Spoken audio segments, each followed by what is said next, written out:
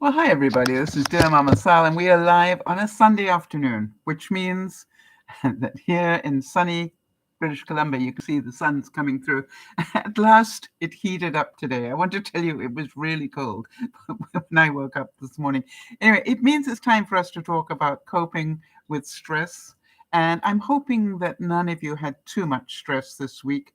But if you did, today's broadcast is full of different ideas on how you might want to just reduce your stress. And I've sort of tried to take examples from different viewers that I know and the ways in which they do that. I I hope that it helps a lot of you. And if you are listening in the background, and I know a lot of you do, and you have any stress relief things that work for you, feel free to pop in and add them, and we'll be more than pleased to welcome you to the group. This is Dear Mama Sal, and hi there, Jeannie. I just wanted to say that I'm glad that you enjoyed watching the summer rolls that I cooked on Friday night. All right, so the nice thing is, Jeannie is saying, is that it looked easier than I thought it was. And thank you for the birthday wishes. You know, it is Dougie's birthday on the 25th and mine on the 30th. So no broadcast on Friday evening this week, just so that you all know that for those of you who are regulars. Uh, Moving right along, and I would like to do that. I just wanted to say that remember, please, if you are new to the broadcast, to follow us on Facebook and Twitter, because if we have any updates, that's where I'm inclined to put them. If I have what I call viewer updates, I normally put them up on Facebook. But if I have a reason to change a broadcast or do anything, I will put them up on both Facebook and Twitter in the hope that one of those will get to you. And also, I'm inclined to put it up on YouTube. So make sure you follow us on YouTube as well. One way or the other, you should be able to get notification. I want to tell you, when I woke up this morning, it was a mere 63 degrees Fahrenheit, which is 17 degrees for those of you who speak in the other language, which is Celsius, which most of the world does. But I know that a lot of my viewers are in the States, so that's why I start with the 63. I wanted to tell you that I was waiting for my furnace to kick in. It was just like, hello. And it was so I was so aware that it was doing it last night that I actually pulled out the comforter that Pat made for me for my bedroom. I have one in my bedroom and one in the living room. And I pulled that out and put it on my bed, not my big duvet yet. My duvet comes in at, late fall. But it's just like I needed that extra warmth. It was that cold. All right, for those of you who don't know, I just wanted to make sure you understand that I am not a psychiatrist or therapist or any of those things. I am a human being that's lived quite a long life. And the information that I will share with you will either be that I've I've experienced or my viewers have experienced. And so just understand, if you're looking for medical help on these sort of things, you need to talk to a professional. And I am not one. But on the other hand, we have a lot of good tips for you. And that's what I love about doing Dear Mama Sal, is that the viewers and I seem to be able to bring together quite a few good tips for people who might need them. Um, Yes, Jeannie's talking about Hurricane Henri. I am about to talk about that, Jeannie, so just hang on, but thank you for the reminder. I have got it on my list of things to talk about. So, in fact, I'm probably going to get to it pretty darn soon. Um, I wanted to give you my tip for today about light bulbs. You remember that I got some light bulbs that you can actually charge up and keep them in your lights inside. And then if there's a power failure, seeing as we're getting to that sort of weather, and obviously anybody in the path of Henri is in that weather, But what happens is if there is a power failure, it will automatically, you just put on a little bit on the bottom, and then it will automatically, um, become a light again without electricity. In other words, it has a charging ability in it. Now, this bulb that I got this week is another magic bulb, and I know you've all know about motion detector bulbs, but this one is a dawn to dusk bulb. In other words, I can put it in my outside light, next to my door, and it automatically turns on at dusk. Excuse me a second. And automatically turns off again at sunrise. Clever.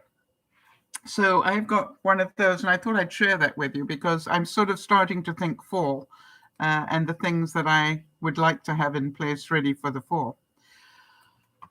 In terms of thoughts and prayers,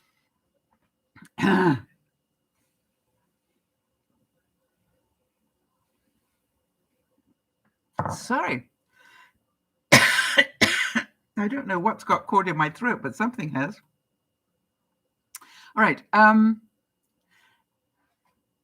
I wanted to start off by saying that in the broadcast today, obviously, we're going to talk about these ways to de-stress. And I know that some of my viewers are able to de-stress with music. And others, I know, de-stress by putting on music and then doing chores.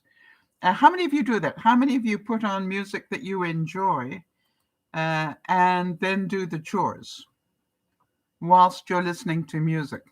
And I want to say that's a very good use of music and a very good use of your time, because the chances are you're probably going to sing along to it, which is definitely going to help.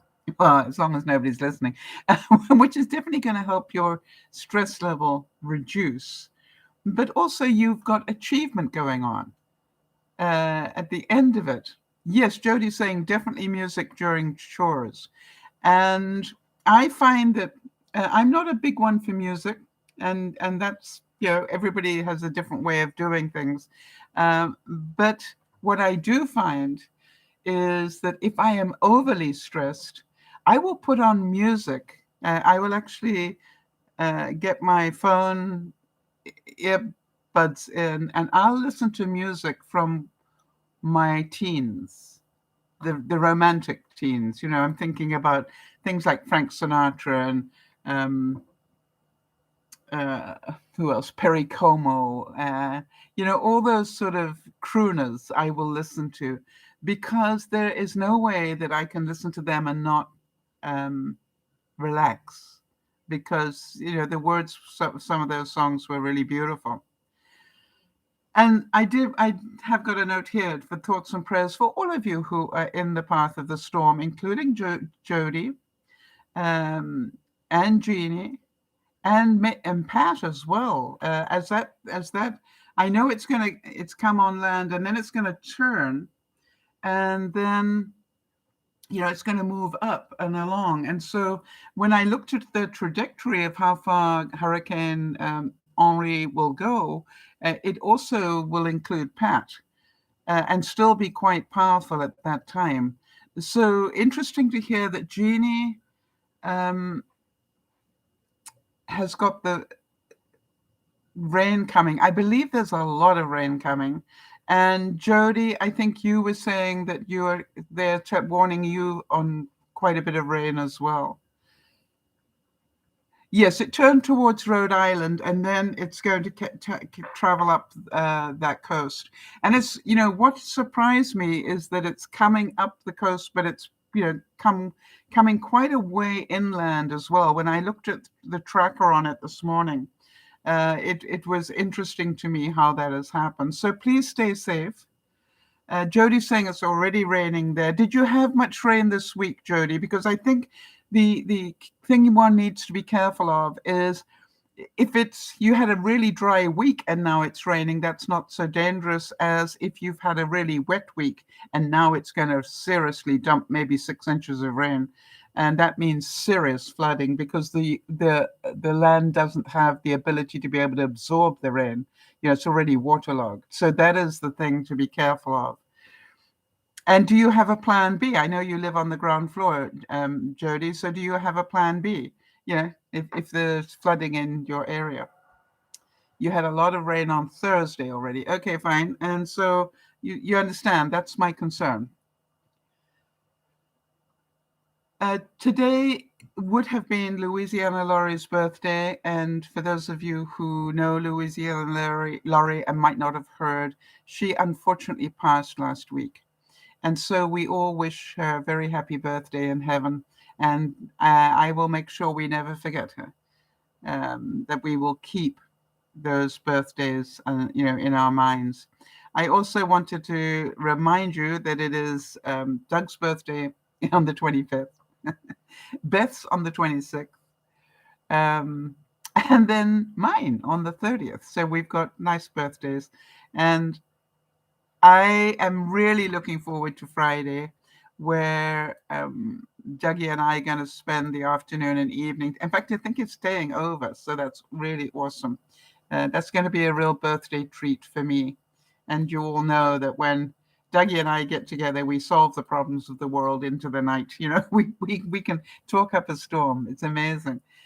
And I just wanted to give some thoughts and prayers, continued thoughts and prayers for Bernice, who's dealing with some pretty difficult stuff at the moment. And if there are any other birthdays,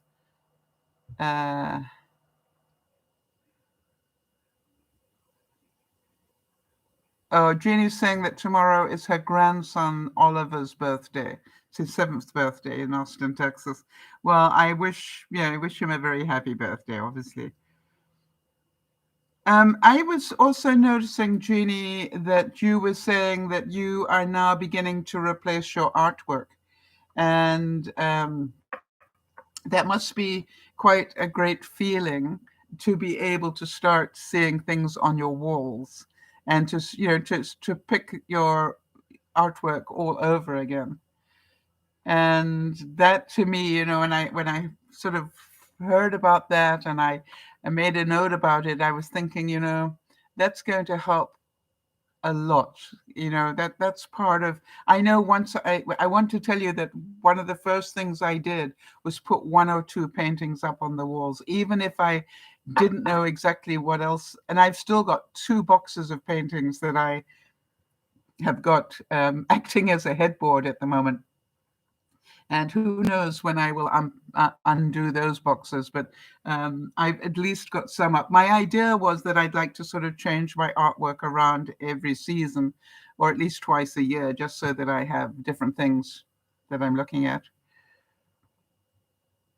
No, Janie, that's stressful. Janie's saying we put one piece on the wall, it fell off, so we need stronger hooks. Yes. I find if you've got a heavier piece of art, those hooks that go into the wall and then go back up again. Do you know what I mean? They're like a C thing. And they actually go into the wall and then hold like that. All right, so this is the wall here. Maybe I can draw that better. I find those are the strongest ones for hanging artwork. So this is your wall. I don't know what they're called. And it slips in and then hook, and it's like this. So when the weight is here, uh, the whole wall. Yeah, but it's not a regular anchor hook. An anchor hook, Jody, if I'm correct, and let's see if I can do this better. Yeah, this is a wire thing, whereas I think an anchor hook, in my mind, is one that goes in and then spreads like that. Also a very good thing to have, all right? It goes in, and then as you pull it, it actually does that. That's an anchor hook, I think. This one goes in.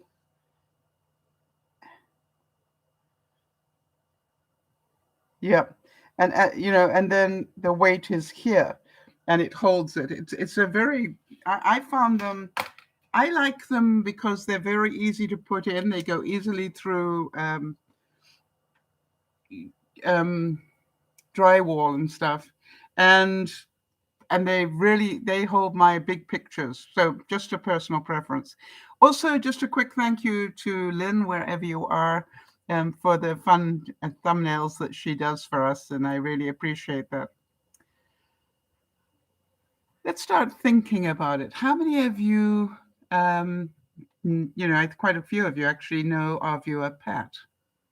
And our viewer Pat manages to de-stress by making the most incredible quilts. Actually, I should go and get one. Hold on one second. Let me do that. Hold on.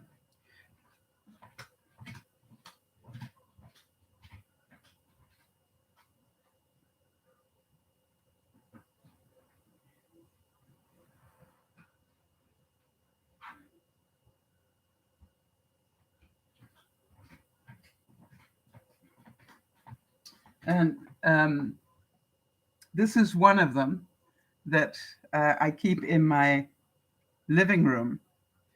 And I want to tell you that anybody who has the talent to make quilts like this has my full admiration. To me, this looks like it's something stressful to do, but I do know that Pat gets the most incredible joy out of making them. And on a very personal note,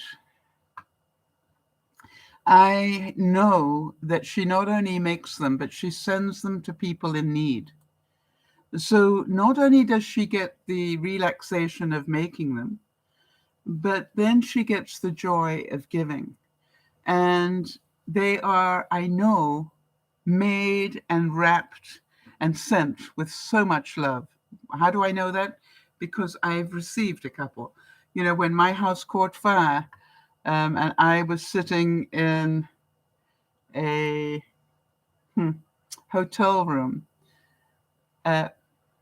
it was amazing that I was able to get this parcel, and the parcel contained two different quilts for me. And so I had that incredible feeling of home in a hotel room just because she had sent those two quilts to me. So you can probably hear that it's difficult for me to even talk about. I assure you that is a gift that I will never forget. Never. Because it was so important. Yeah, Jeannie's saying that the quilt is gorgeous. She is so talented. Yes, she is. But it's more than just talent. She is so generous with her gifts. I know a number of viewers, that she has, been close to over the years. We don't hear a lot from Pat, but I know that she's around a lot. And the viewers that she has connected with have received quilts from her. And I want to tell you that is such a wonderful gift. And Jody's saying Pat is such a quilting wizard, so talented. And of course, there's a part of me that goes, and she's got all the equipment. You know what I mean? It's like this isn't a hobby for her anymore. This is just like I would almost say an obsession, because she has a huge quilting machine. And I always said that one of my joys would be to get all the way over to where she lives in Eastern Canada and just spend half an hour in that quilting room, just to feel the industry that goes on there, because how noisy is it? That's the thing I wanted to know. How noisy is it? Or is it actually something that most of the time is pretty quiet? Those sort of things are always of interest to me. I know that some of my viewers, other than Pat, relieve their stress by being creative. Lauren in Tasmania is a good example. She's a scrapbooker. And I know that whenever she gets stressed, it is easy for us to say to her, Lauren, do something creative. And I am 9 times out of 10 pretty sure I know what she's going to be doing. Because there's something about getting your brain to come out of the left side, which is its analytical side, and move into the right side, which is its, if you like, its creative side. When you're in the creative side, a lot of that hamster wheel stuff, going around in circles trying to fix things you can't fix, it's amazing what it does for you. And so it's important that you know that you can do it. All right, that you have this creative chance. I'm looking here because I saw a quote that really relates to this. It says, "If the problem can be solved, why worry? If the problem cannot be solved, worrying will not do you any good." Does that make sense?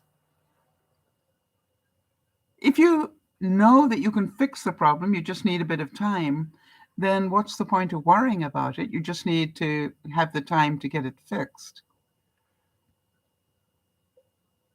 And if you know you can't fix the problem, then worrying about it is not going to change anything.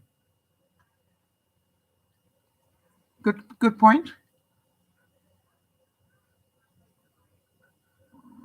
Now, I know that part of my stress relief, and some of you may relate to this, I allow myself to buy on Amazon every week. All right. And I've got a budget, but I just have this ongoing list of stuff. I have it in my I want to buy list. And then what happens is every week I get to buy something. Can you imagine? It's like Christmas for me every week. Why? I get parcels. And some days I get two, and I don't know what's in them. If I really track the order history, I guess I can work out what's in them, but I like not knowing. Can any of you relate to that? I go, oh, look at that, I got a parcel. And I now have this whole ritual, because the parcel goes onto my big freezer. And then, I've got this whole ritual of how I undo it and what I do with the cardboard and da-da-da-da. And then I'm going, oh, that's fun. I got fun things this week. I'm trying to think what I got. Oh, I got my robe. For those of you who heard about my robe, I got my robe. I got my new towels for the guest bathroom. It's amazing. I've been back 5 months and only now have I bothered to get the new towels for the guest bathroom. Why? I've got a guest coming. So, and staying overnight. So I definitely wanted to have new towels because I haven't found my old ones. I thought I had them, but but they disappeared somewhere. So I will probably find them again, but then I won't worry. I'll take the new towels and use them myself. I don't actually need towels if I've got a robe. Do any of you relate to that? I get out of the shower and put on a robe. I don't use a towel. I reckon that's what robes are for. So it's a lot less concern, a lot less washing, everything. And so, how many of you also find joy out of getting your, um, gifts from Amazon, as I call them? I know we pay for them, but I don't know, there's something about it. And by the way, talking about that, for those of you who are beginning to stock up again, I had a thought this week, always dangerous, but I had a thought. You remember I got those brawny paper towels that actually become little squares like this. If I can do a square, right? You could either have them as 2 squares or 4 squares. And what I realized was, God, that's a useful thing to have if ever I run out of toilet paper, or which I hope I won't. But, it's like, that's a good one. And I am now looking to see if there's a deal on them coming up, because if there is, I'm going to get some more. Hi, Bernice. Bernice is saying that she's on the ferry line on her way home. Well, have a safe trip home. It's not very far, right, to home? Am I correct?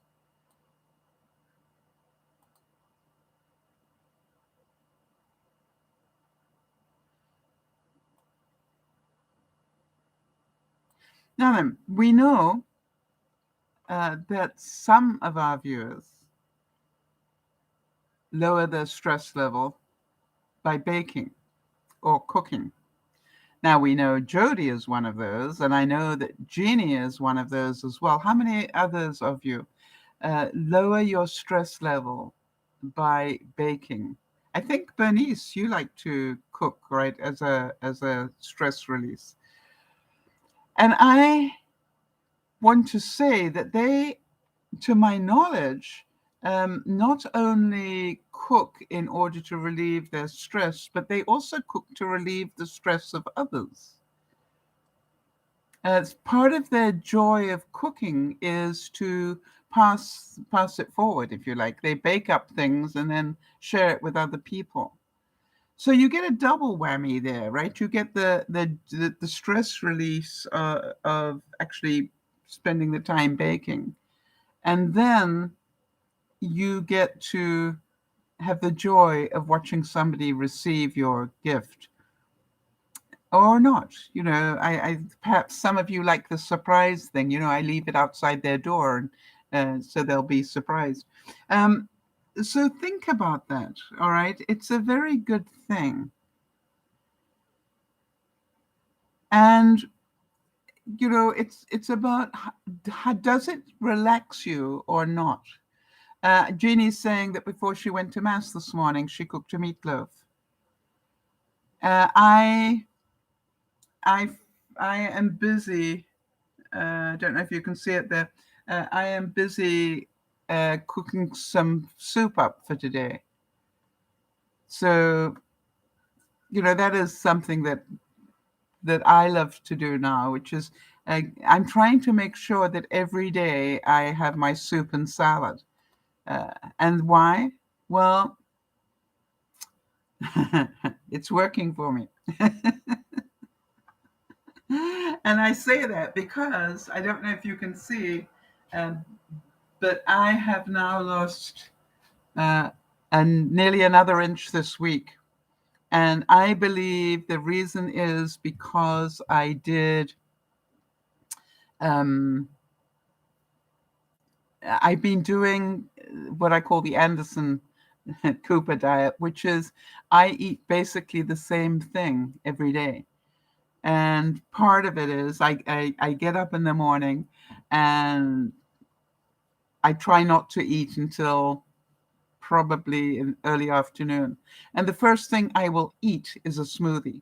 I will have half a banana with some whole milk and a lot of ice. And I put a little bit of psyllium husk in it and some cranberries. And I just, mix that all up, blend it up beautifully. And then that is my first meal. And then later on the day, I will have soup and salad. And sometimes I will have the soup, and then, next time I feel a bit hungry, I'll have the salad. Then I go for the next thing, which is fruit. And I will either make a watermelon smoothie or I will eat fruit.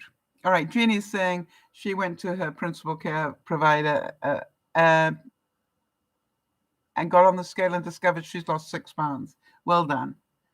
Yes, but moving in will do that for you, right? You've moved into your house and you've been very active. That's what does it. And I don't know if you've got a fitness watch, Jeannie, but you probably would be surprised how many steps you put in during the unpacking phase. That was amazing.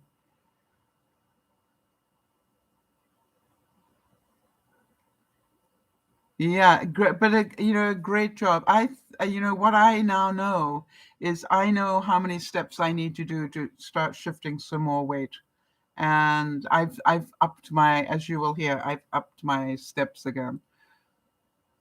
I know some of you read for stress release. You see, reading requires that you do a number of things. Perhaps the most difficult thing to do in reading is to stop and just concentrate on the words on the page. Now, I know that quite often, if I sit down and physically try to read, and I really do it well, I will be asleep within a couple of pages. Do any of you relate to that? That means that I really, did stop, and I did take the time to relax and read. Yes, Jeannie's saying that she and her husband read all the time. It's a really good thing to do. Make it part of your routine. And if you find that by reading you fall asleep, that is not a bad thing. I would like to say that reading is a skill that we need to revisit. How many of you agree? If into our daily routine, take a little bit of time to read. And maybe you just say, it's just I make a commitment to read 4 pages a day. If you read 4 pages a day, you'd be surprised how much your stress level would go down, because you're giving your left side of your brain that break every day. And some of you choose to do your reading, for example, with a audiobook. Some of you lie down and read, with your eyes closed and fall fast asleep. Some of you actually multitask. In other words, that you will put on the book and then maybe walk while you listen. How many of you do that one? I must admit that I love to do that now. The only thing is that I have to be careful where I walk, otherwise I lose the connection. But or I have to completely download the book so that I can read it hear it properly. But I actually love to walk and listen now. That I find very relaxing. And I also find that the walking goes much more quickly, because my mind is not on walking, my mind is on listening. And by the way, I love to learn while I walk. And so this is, like, it's 3 things. I'm walking good, fresh air. I am walking good exercise. I am walking and listening, relaxing my brain. And then I also am learning. So it's a huge multitasking thing. Hi, Beth. Beth is saying, I listen to podcasts at work so I can work and stay calm at the same time. Yes, it's amazing how that distracting your brain just completely relaxes.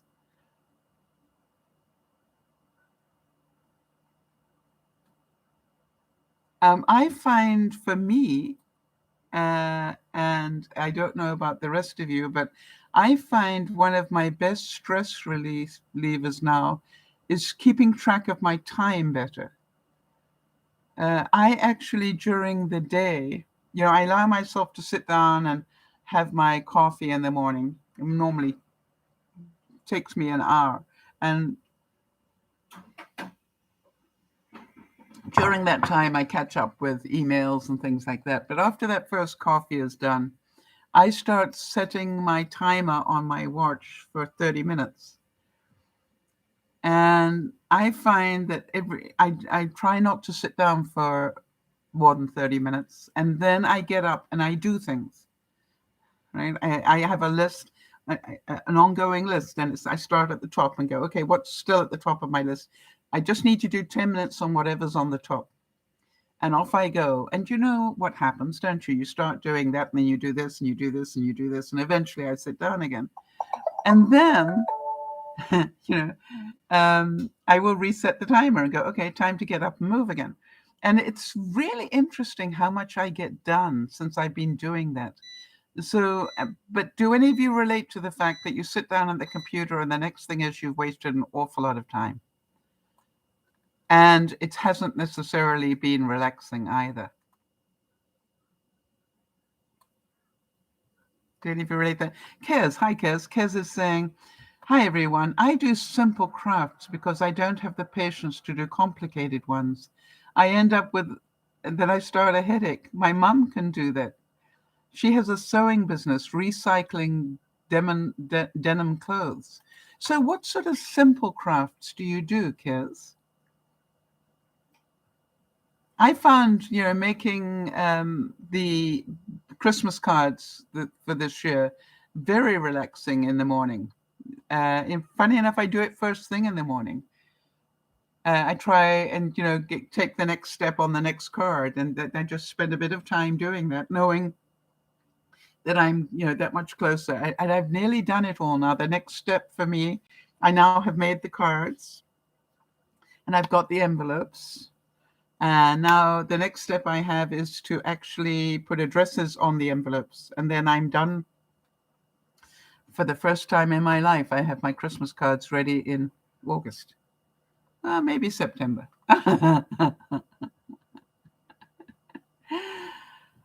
You know, it is also true that some of my viewers make a point of getting away from their stress. Like Pat, for example, goes camping. If I may say that Jodie's husband, um, Lionel, goes to watch baseball. All right. These are, get away from the stress. I personally really love the idea of going camping. I was talking, funny enough, with Benji yesterday, and one of the things I said in the middle of something was, thank goodness I was a happy camper for so many years of my life. And he said, why? And I said, because it taught me so much about, not everything's going to go right, but you can still enjoy the process, even though things are not going right. It taught me, always make a plan B, because plan A rarely works. It taught me, and anybody that camped with me, I always used to say to them that as we drove, out of my driveway with the trailer behind, I'd go, the adventure starts now. And they go, what? And I said, the adventure does not start when we get where we're going. Because, sometimes you break down on the way, and that's part of the adventure and part of the learning, how you deal with it. All right. And to me, I found camping was a great balancing thing.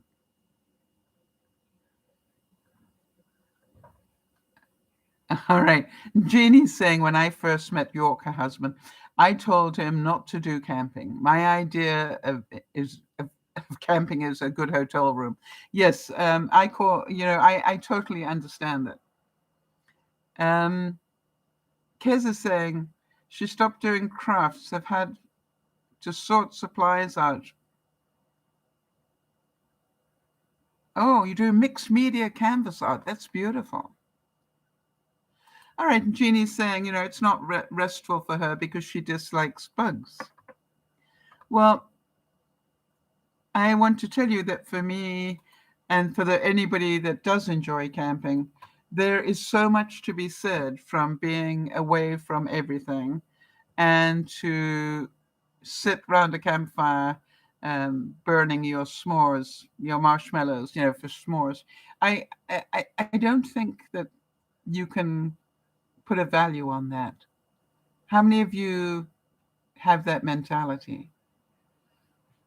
And when did you last do it? With the pandemic, so many of us haven't.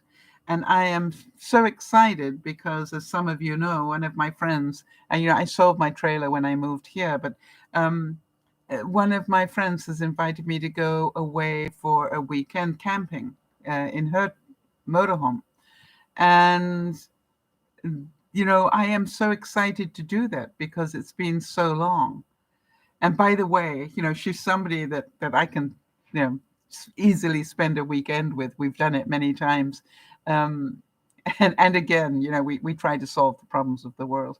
And, it sounds like that would be hard work, that we do. We can spend hours and hours and hours just talking through things. And I find it so, I always learn a lot. And, I love to learn. So that's relaxing for me. And I always get challenged a lot. And I like that too.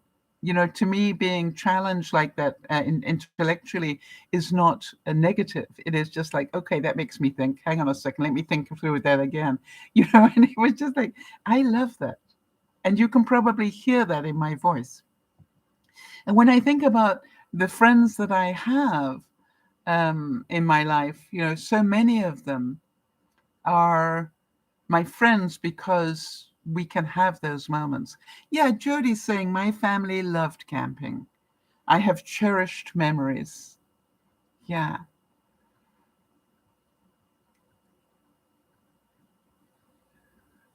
Jeannie's saying, I admire people who enjoy camping.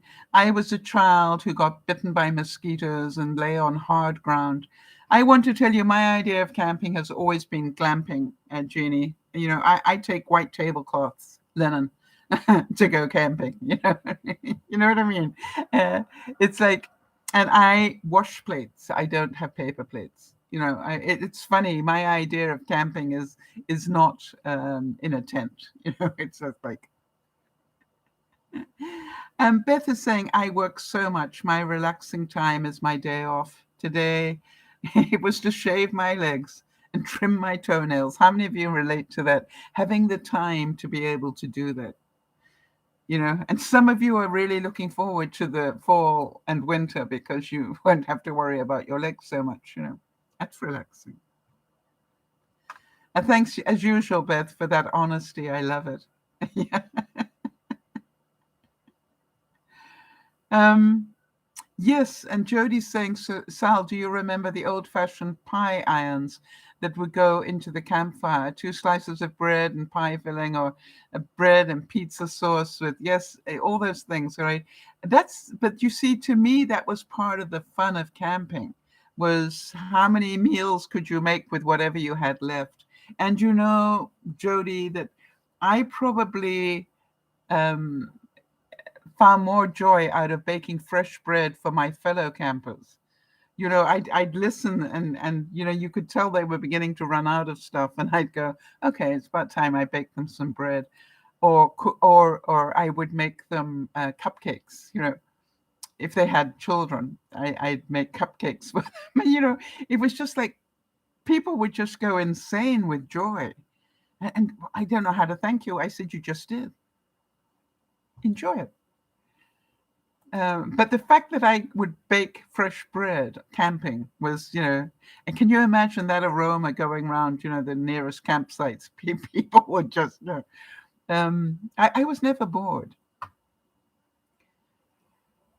I was thinking about M in Ireland, our viewer in Ireland, and her hobby, newly found hobby of photography. I don't know if any of you follow her, but she has done such incredible job of taking beautiful photographs. And I'm certain that it takes her away from her day-to-day stress. Um, and she takes the most beautiful pictures of buildings and people and animals. Amazing photography. But to have a hobby is to de-stress. And Jody's saying there is nothing like eggs and bacon on a campfire. Yes, I would say, and fried bread. Have you ever had fried bread? And for those of you who don't know what that is, it's not toast. English fried bread is when you cook the bacon and the fat comes out, then you let the bread, put some fresh bread in there and let the bread soak up the fat, and then you continue to cook it, and it becomes crispy, but it has all the taste of bacon. Oh, in fact, now that I've said that, how many of you are feeling hungry right now?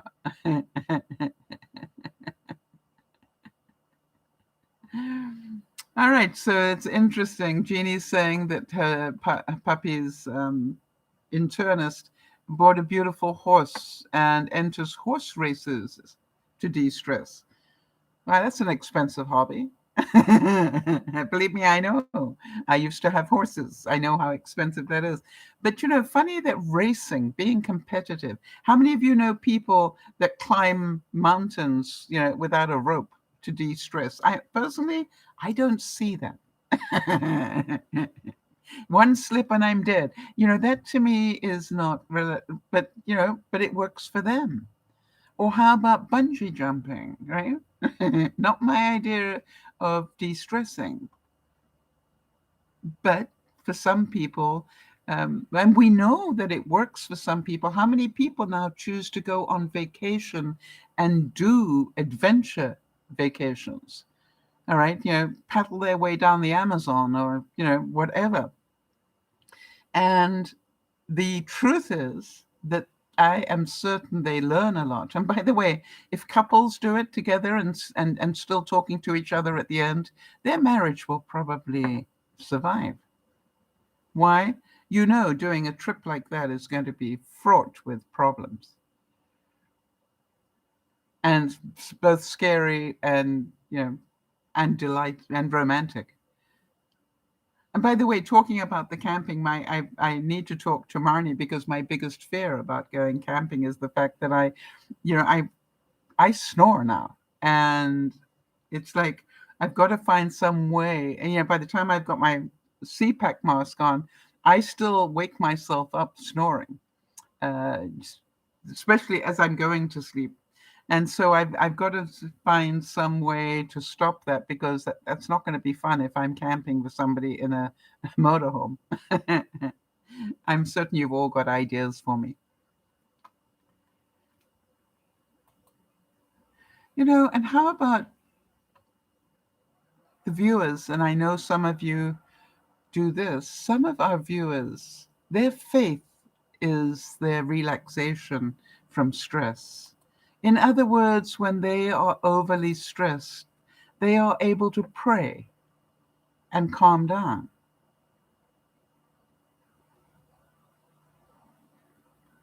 Think about that. It's amazing that people are able to do that. And so you look at it and you go, for those of you who don't have faith, people with faith have that advantage over you. And for people with very strong faith, they pray every day, maybe 2 or 3 times a day, and take that time to just be quiet and still and ask for guidance and help. And if you are one of those people, I'm pretty sure you will tell me that, Sal, it is the most incredibly quiet time.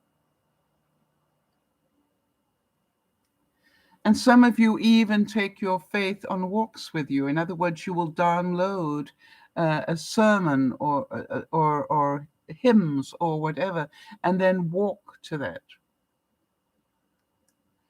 Yeah, Jeannie's saying we pray before meals and nightly. I think, it's as long as it's not what I call rote, like what we're about to receive, may the Lord make us truly thankful, amen. To me, that becomes rote. But if it comes from thought, from, that it changes regularly, that you have a new area of prayer every time, I think for anybody to give thanks for the meal they're about to receive is a very good idea.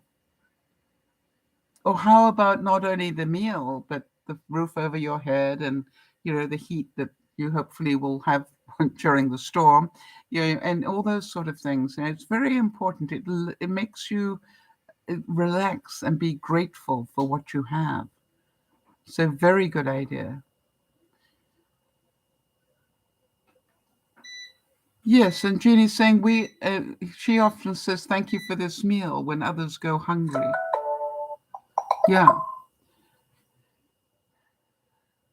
And how about those of you who do meditation? I'm pretty certain that we all, those of us who do meditate in any way, we all know that it is amazing what that does for your blood pressure, for your well-being. I've been struggling with elevated blood pressure, and now what I do is I make a point in the evening of, again, I'm very lucky that my watch does everything except clean windows, but I can put on a 2-minute meditation, and I have been able to track it on my phone, what my resting heart rate was before I did 2 minutes of meditation, and then what it is afterwards. Now, you'd think 2 minutes of meditation, what good can that do? Well, I can assure you it's amazing what it does.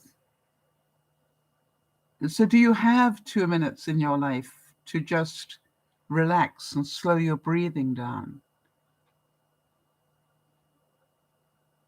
Because if you can do that, if you think about it, Jeannie's saying thanks before she eats her meals every day. If you could relax for 2 minutes before every meal every day, uh, that would add up and would be wonderful.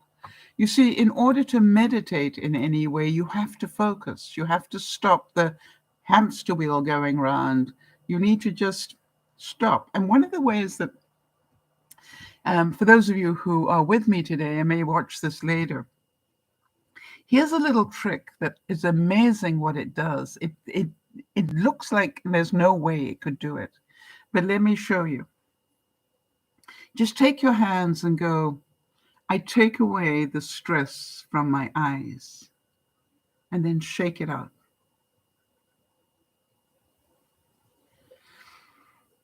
And then breathe in, and I take away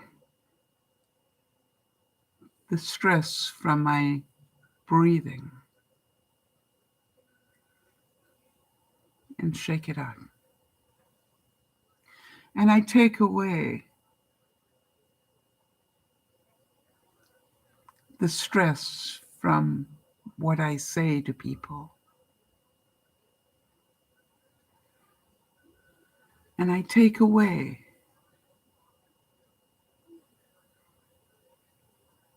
the stress I have heard today. Can any of you feel that just by doing that has an incredible effect on your being? And how long did it take? A minute?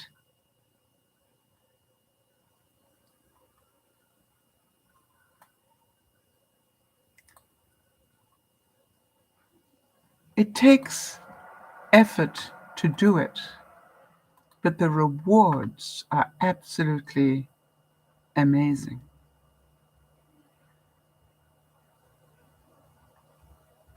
Yeah, it is. It's amazing how well it works. So, how about some of you reduce your stress in an opposite way? And I always think of Beth and Benji when I think about these things, right? Some of our viewers reduce their stress by being more organized and power cleaning. They use up any negative energy in a positive way. And it was one of the things that first fascinated me when I, talked to Benji about how does he control anger or, negative stuff going on. And, every time he talked to me about, oh, I clean. I clean. And, it's like a gift that keeps on giving, because not only is he giving himself that release of the negative energy by, we're like, okay, I'm going to do all this, but then he also ends up with a gift for Judy, because that's like, and, he's just tidied up the whole of this section of the house or something. All right, so Jody's saying, I'm on a mission to live more in the moment and not to be so focused on the next task all the time. Yes, Jody, that's why I do my thing in 30-minute things, all right? It's like, okay, for 30 minutes I can go do, but then I need to sit for 30 minutes. And then in the what I call the sitting 30 minutes, I can, read something, or I sit and eat, or I, uh, you know, phone a friend, or, it's like, it's my, I try to balance it out. And let's give, if we can, our thoughts and prayers to all those people trying to flee out of Afghanistan. So if we think we've got stress, can you imagine what that is like for them? And I wonder what that baby that was born on the flight out of Afghanistan will be named. Hope, maybe. It's just like, she actually literally gave birth, the mother gave birth on the cargo plane, flying her out of Afghanistan. And that the, American soldiers that were looking after them, did everything to look after her to the best of their ability. And, I don't know why it brought tears to my eyes. I can imagine how that must have been for that woman. And I wonder whether any of you heard that there are now US soldiers, veterans who fought in Afghanistan, who are now getting together to help the fleeing Afghani refugees. They're starting, a charity thing where all those who fought to protect them and try and give them freedom are now doing whatever they can to help those that have escaped and are still trying to escape. I don't know about you, but that made me feel so good about the world. And knowing that it won't be easy, knowing that for some of them, it may be, another mission in a different way. But, isn't it wonderful and great to know there are people like that in the world? And it's not all about the bad people, right? We need to remember there's so many good people in the world.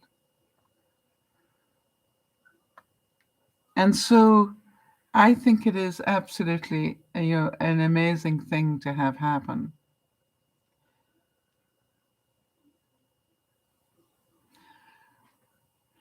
I found that going back to the routine of, getting my steps in every day with my Wii, WII, is amazing. It really, it's like it has helped my, relaxation so much more. And what I do is I try to keep track of how many steps I've done, and then decide whether I need to turn on the Wii and do a bit of extra. And I got such a wonderful surprise today.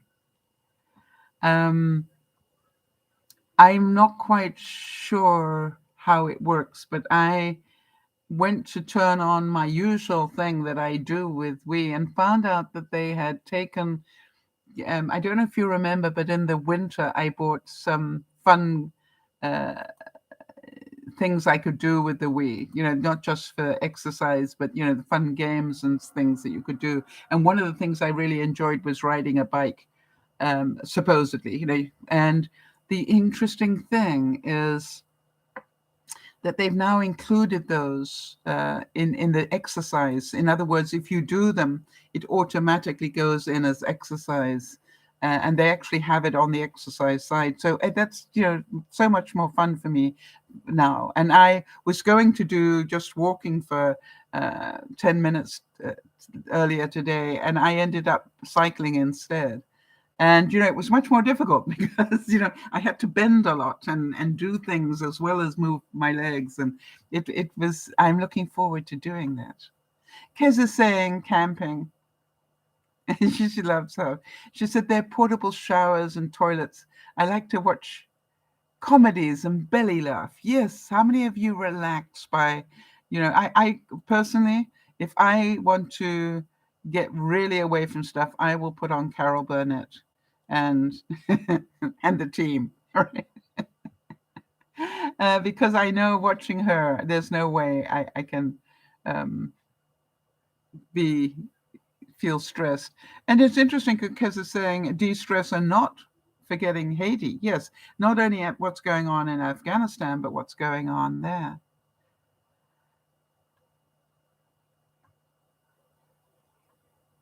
Yeah, Annie, I agree with you. Annie's saying, hi, it's Annie, popping in. Afghanistan is a 20-year catastrophe, and we can't blame one administration. Instead, let's focus on how to honor all the sacrifices made. I love your thinking, Annie. I really love your thinking. For anybody to think it is one administration's problem, it is not. Um, it's been ongoing. But I understand some people will choose to think that, and that's their right. All right. And so look at it and go, I think it is so important that for those of you who are contributors to the world, that you do like to contribute, that you get relaxation through contribution. I would urge you to maybe, now that the pandemic, I know it isn't over and it may never be over, but now that we're sort of getting used to living with it and through it, and we're going out again and doing those sort of things, how many of you may consider now maybe going back to volunteering? I did wonder whether this winter it would be a good idea for me to maybe volunteer to do a crisis line. I'm not sure if they would welcome me or not, but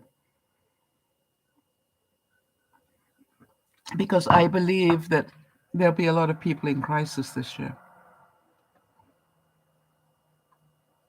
And I know that, we do that work here, but to me, it's like, I wonder if I can be of help to my community in that way. And as we know, and Annie, by the way, before I forget, how did you find us? And welcome.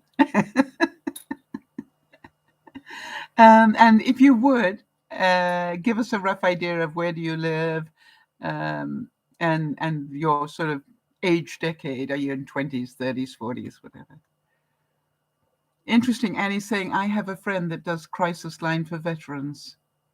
She has the most soothing voice. Yeah. I know some of my viewers, and by the way, including myself, um, have found that spending time meal prepping and prepping healthy meals not only nurtures their body, but also calms their mind.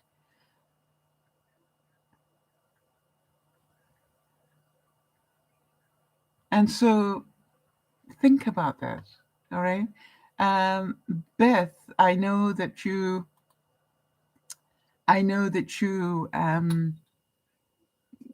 meal prep.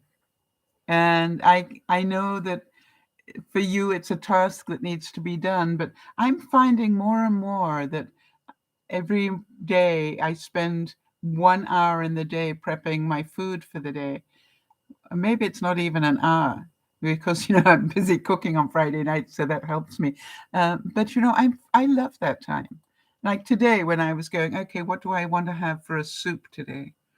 And I'm trying not to make a big amount of soup.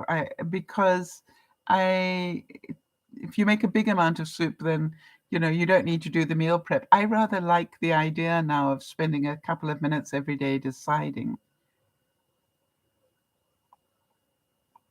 um, deciding what I'm going to have for my soup today or my salad today. And I think today I might have beetroot and feta cheese. And today is a day that I'm also going to add some pasta to my soup. You know what I mean? It's just like I have different things that I add to my soup every day. And I'm finding that very relaxing. And interesting to see that Annie's actually Jeannie's daughter. So great to see you here, Annie, and thank you for spending the time with us. I thought I would let you know that I am now teetering on a major milestone with my weight. You know, I'm obese and I'm trying, not trying, I am actually working every day to reduce that. I wanted to say that I have managed to lose enough weight that I can now get into my some other shoes. Oh, you probably can't see those, but let me take them off and show you. I bought these shoes for the summer, but of course, you know, I had so much problem with water retention that I couldn't get into them, but they're really cute. So uh, somehow or another, just being able to know that I've done the work to be able to put them on makes me very relaxed and go, you're doing the right things. It's a slow process, Sal, but you're doing the right things. All right, Kez is saying, I wonder how many subscribers use their craft to help charities. And she's saying that her mom made masks. Jody made them and donated them. Absolutely. Um, and also shared them with various viewers, including myself. And, you know, so think about that. And the joy that, you know, first of all, the frustration she had, because you understand for Jody to make masks wasn't easy. She suffers from fibromyalgia. She has incredible pain in her hands with rheumatoid arthritis and all sorts of things. And some days, I don't mind telling you, and I know because she would talk to me about it, you know, she literally was in so much pain that she had to stop making them. All right, until the pain medications kicked in and she could go back and do maybe half an hour more. You know, it was a labor of very, very sincere love. It wasn't easy. And I, you know, it's a bit like Pat and the quilts, you know, it's like I always was so grateful for the love that she put into them, that she would overcome her pain so that she could do it. And then part of it was, of course, doing it helped her overcome her pain in some ways because she had her mind, you know, in the other part of her brain.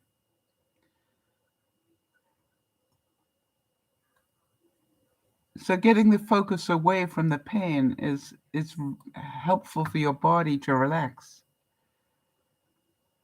Yes, and Jodie's saying that she thinks that both Pat and Sharon also made masks for other. I had a neighbor a couple of places down from me who made them and shared them. And so, you know, you have to, excuse me, I've got a bit of a problem now with the weight that I'm losing because, you know, my clothes are now beginning to not stay up the way they used to.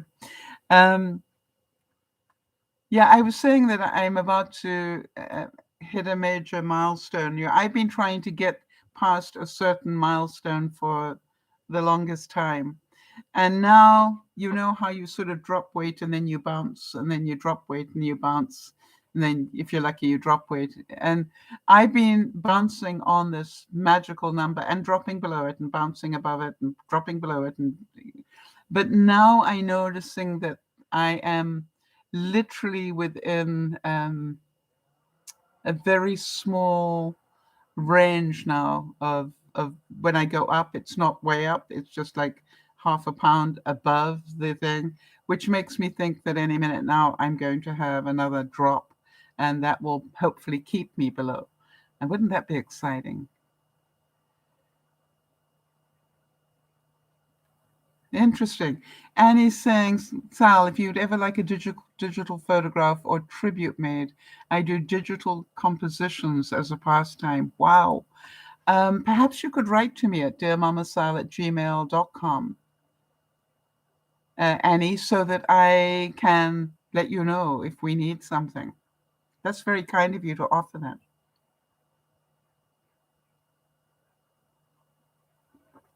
Very, very kind of you. Thank you.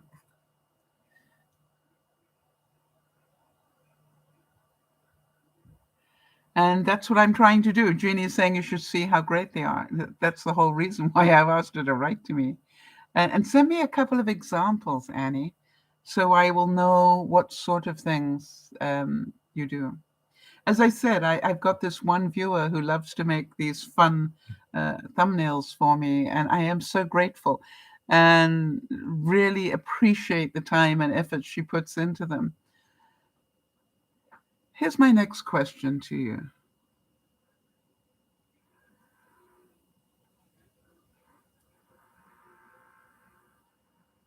How about, oh, wait a minute, before I go on to that, Kez is saying, the main thing I heard, people did help people in the past. It was with knitting socks and gloves and things. Yes, how many of you do that? The reason I haven't thrown away bags of wool is because I know I have that ability, Kez. So thank you.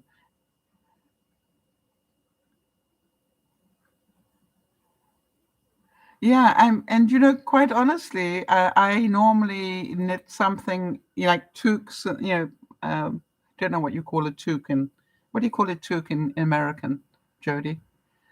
Beanies, I think. Hat thing, knitted. I think they're called beanies in the States, right? But I normally try to knit something, some scarves or something, and donate them to the people who are churchgoers and things, because I know they're always looking for them. Here's my next question to you.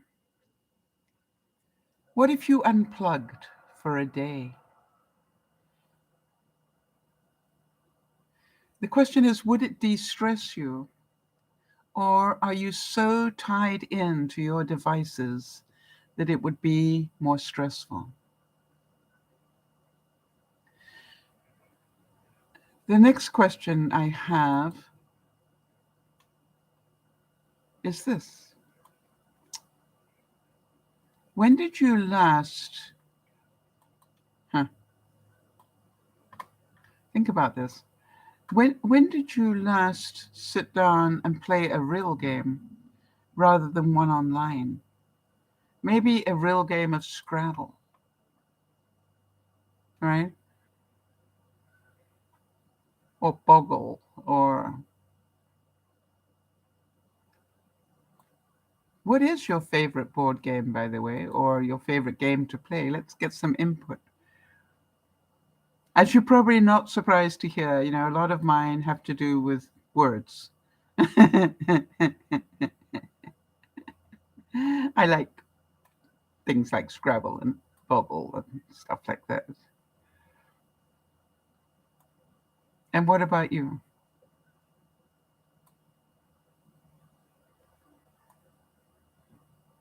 And yes, Jeannie likes Scrabble and also Monopoly.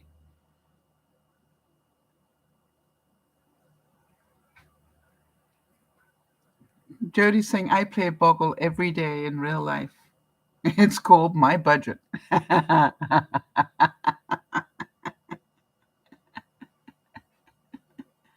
Now, maybe some of you enjoy jigsaw puzzles. Yeah, my neighbors do. They love doing jigsaw puzzles. They're so going to be so easy for me to give them Christmas presents. I've already given them one of their Christmas presents this year.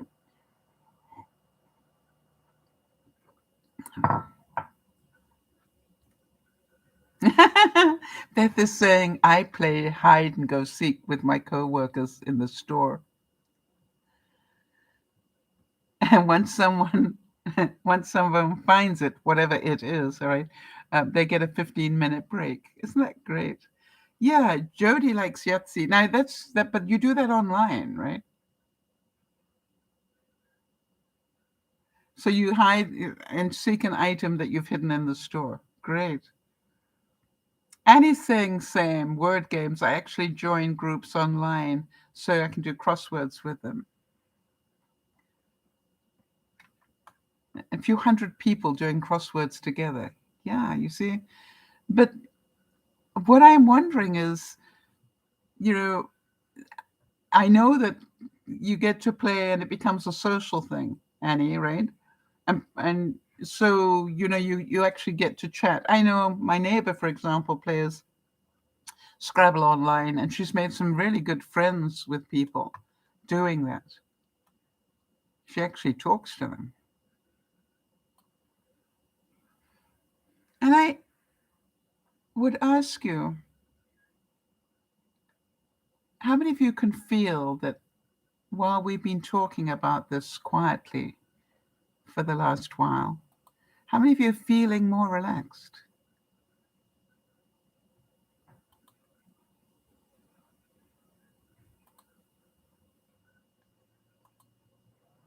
Can you feel it?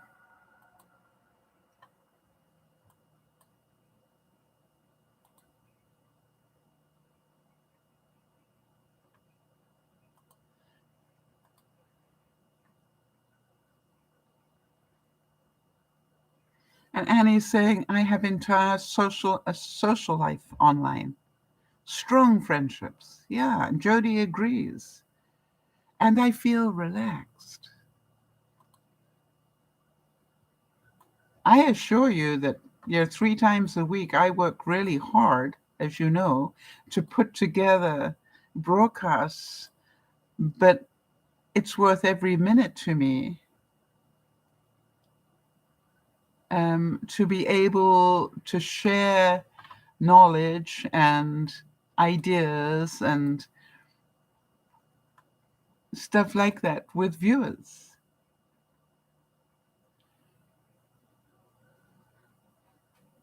You have agoraphobia, Annie?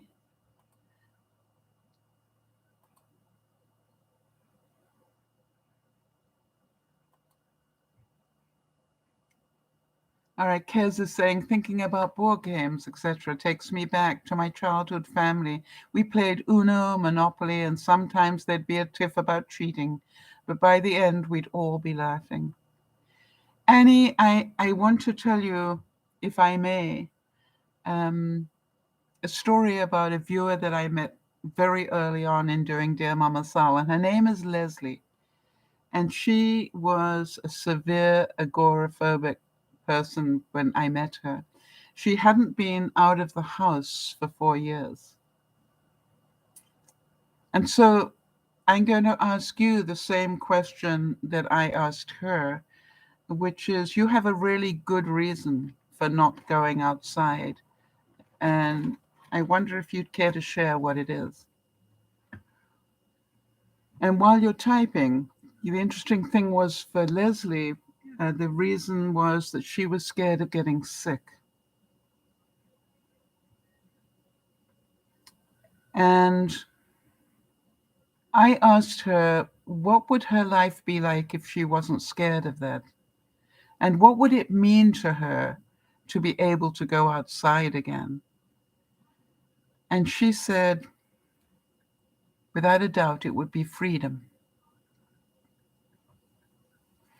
And Annie, number one, I would tell you that within months she was going outside again, just one small step at a time, you know. Um, and I just heard from her this week that she is now working full time, like a regular person, out in society.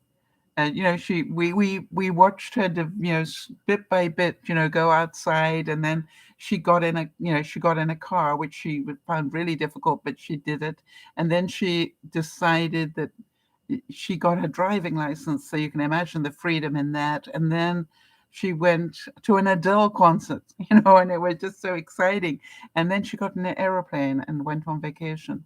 And so, Annie, I am really aware of what it takes to overcome those things. And my viewers are really aware of what it takes. But if you have the will to have people hold your hand, you will be surprised how you can do it if you choose to. Obviously, none of us can force you to do it. It has to be something you want to do. But boy, it is possible. And I am sad that you have had your life fall apart in such a way that you've gone out less and less.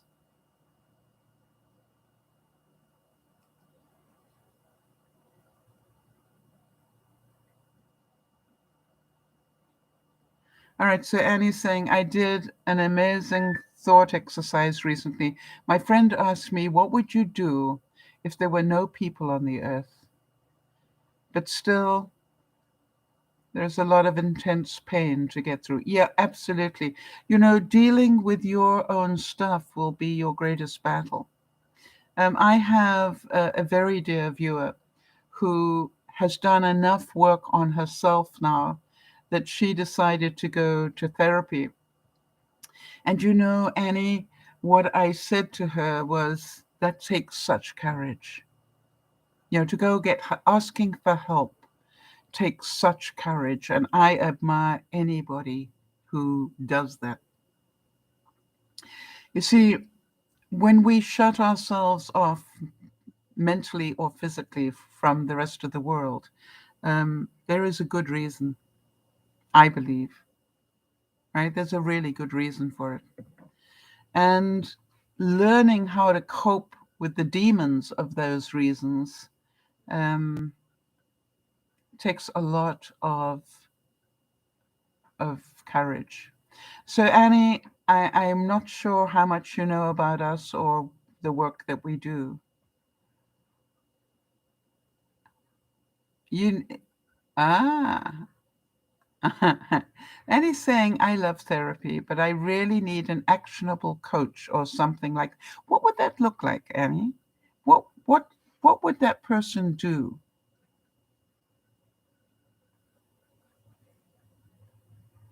Would they hold you accountable to do things or be like your personal coach?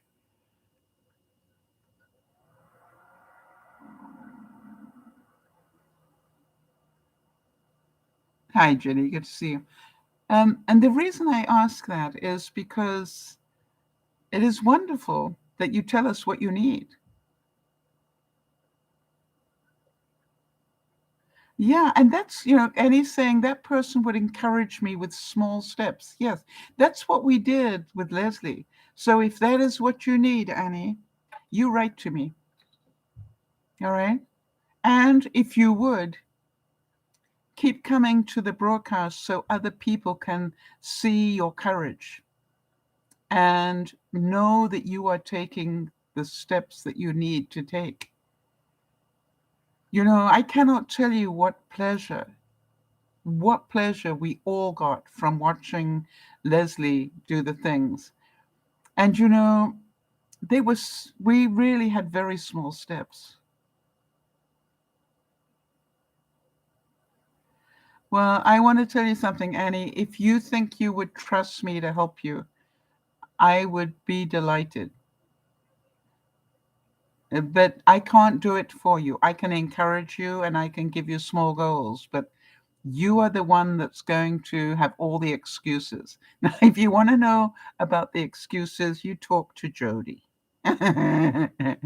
When I first met Jody, she had more excuses in her life than you can believe. It was the funniest thing, Annie. You know? And I started keeping track of the excuses and saying things to her like, um, you've already used that twice today or this week, So let's stop using that one. What other excuses have you got?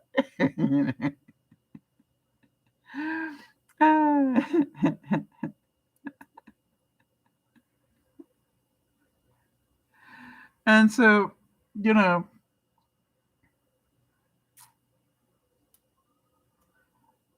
interesting. Something, Jeannie's adding that, Annie was about to go out and buy school clothes for the boys, but her husband um, wrecked this by buying clothes online, taking away her opportunity. Well, do you think he did that intentionally, trying to wreck her opportunity? No, I doubt he probably thought it was a loving thing to do, Jeannie. And I don't think that he, that, uh, you know, Ah, okay. All right. And he's saying it's idiot. But let's not blame anybody, right? Because the blame game isn't going to help you get out and about.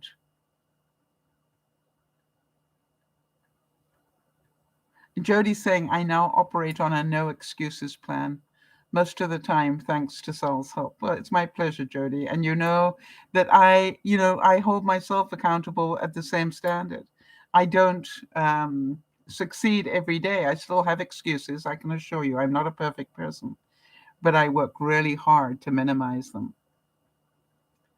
So, Annie, feel free to write and tell me your story. And the more I know. Yes, there you go, Annie. Ah, Annie's saying that's true. I will need to get out in spite of him. Now that's being accountable. That is being an adult.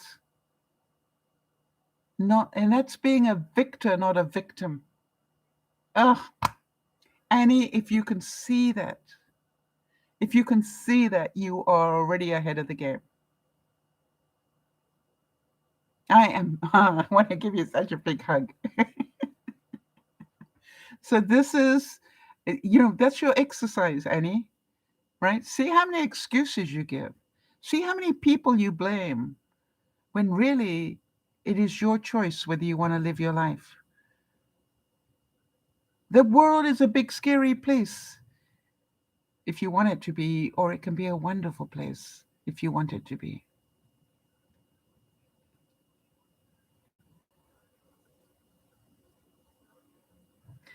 Ah, that's amazing. Annie's saying she will. She truly an open book, nothing to hide. I'm just very, very sad that our marriage has gone up in flames. Of course, honey. Of course. But 5 years from now, you'll look back and realize it taught you an awful lot. And you will realize that you allowed yourself to become a victim to it. And, that's not fun. Just to own that and realize, hey, I allowed this to happen. I allowed myself to be controlled or whatever it is that's happening to you. But it is a really good lesson to learn. Because once you can get the other side of that, nobody will do that to you again. Because you will know how painful it is if you don't take action, if you don't do the work that's needed to stand up for yourself. Um, Annie, have you ever heard me quote Helen Reddy's song, My Best Friend? Because I cannot think of a better way to end this broadcast today for you than with the words of that song.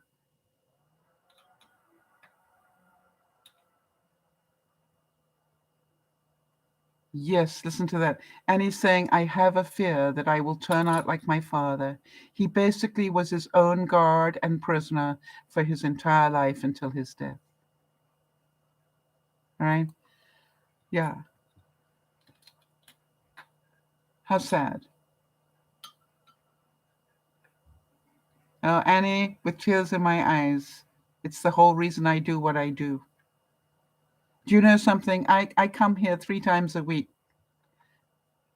waiting for something like this to come up so that we can help you. And anybody who's a long-time viewer will tell you that, right?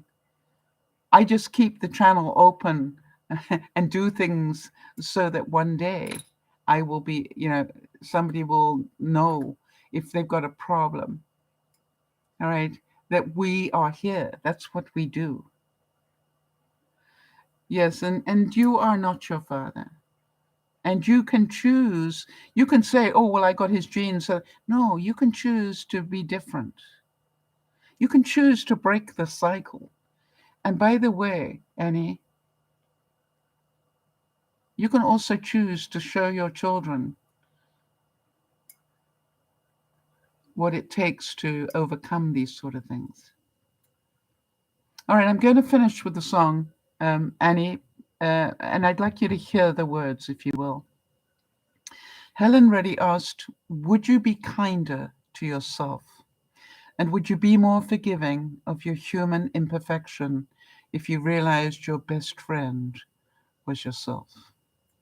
For who is always with you everywhere, and who is on your side when others are unfair? And tell me, who will never let you down in any situation? Who will always see you get your share? And that's why I'm the best friend for myself. And I take me out whenever I feel low. Have I made myself as happy as a best friend would? Yes, I am as nice to me as anyone I know. Annie, we cannot make you go outside, nor do we want to. But if you come and join in and be part of the conversation each week, you will grow in different ways that will help you take those steps. And we will discuss it if you care to be an open book. And you have no idea, Annie, how many people you will help. And if that is something you would like to do, then we welcome you on board. Kez is saying sometimes a crappy relationship will lead you to better things. I know from experience, you just need to weather the storm. Yes, I know that, Jeannie. Thank you. So here we are. And thank you for all the regular viewers who are here so that we can help Annie. And thank you for being part of Dear Mama Sal and talking about your stress and talking about the things you know relax you. And if we don't take control of our lives and relax our lives, nobody else will. And also put it in perspective. You are not trying to get through the Taliban lines to get to freedom. Yeah, Judy's saying that she spent 5 hours on Grouse Mountain. That Grouse Mountain is here in Vancouver. So I look at it and go, we each help each other. And I am pretty certain that we will all learn a great deal from Annie's story. We will all already relate to a great deal. By the way, Annie, I totally relate to what you're saying. And do you know, and it probably surprises you, Annie, that I make a point of booking appointments for me to go out every week because I know I have a tendency to be uh, happy with myself and my own company. And so I actually have appointments with myself. I ask myself, have I started the car this week? Because I can go a week without even, starting my car and going out. And so I do understand. It's easy to fall into the trap, isn't it? So we can do this together. And with your permission, we will challenge each other, Annie, and we will both grow and be better people for it. Yes, I agree with you that the pandemic has derailed a lot of things, but think about it, Annie. If it's still doing so, that's an excuse. True? Right? And that's what I'm busy saying to myself now, which is, hey, I can't blame the pandemic anymore. We're allowed to go out and meet people now. So what have I done? And you'll be pleased to know, Annie, that I actually have a number of appointments this week. Why? I booked them. I care enough about my mental health to actually, make sure I make sure I do something about it.